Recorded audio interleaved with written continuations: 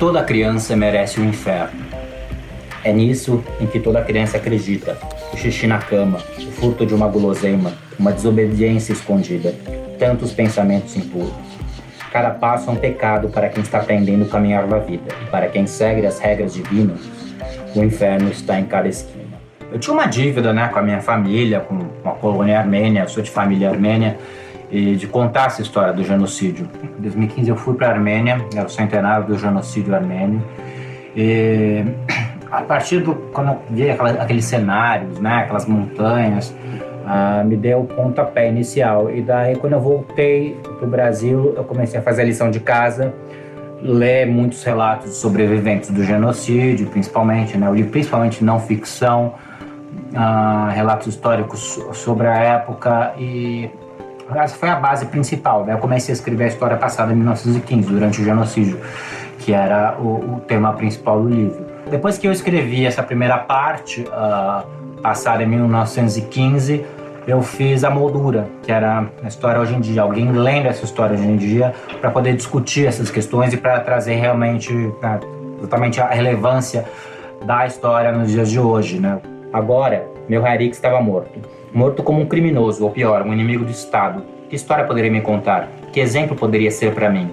O que ele ensinara como certo era condenado. Se eu o via como herói, o governo o considerava um vilão. Eu fui ver os temas principais desse livro, do genocídio armênio: perseguição de minorias, a intolerância religiosa, nativos sendo expulsos de suas terras. São coisas que a gente encontra muito no Brasil de hoje em dia, infelizmente. Os armênios eram os nativos daquela região, do leste do Império Otomano, assim como os indígenas são os nativos do Brasil, e ambos expulsos de suas terras. Uma religião majoritária que durante a Primeira Guerra, do genocídio armênio, era a religião muçulmana que queria se impor sobre os armênios. A gente vê hoje em dia os evangélicos, os cristãos tentando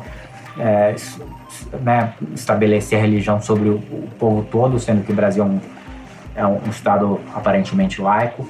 E a gente tem perseguição de minorias também, homossexuais, quer dizer, são questões da época que ainda ecoam, podem tomar novas formas, como eu faço paralelo no livro entre novas formas que essas perseguições, essas intolerâncias tomam, mas são histórias que se repetem, infelizmente. Então, por isso elas merecem ser contadas e não podem ser esquecidas.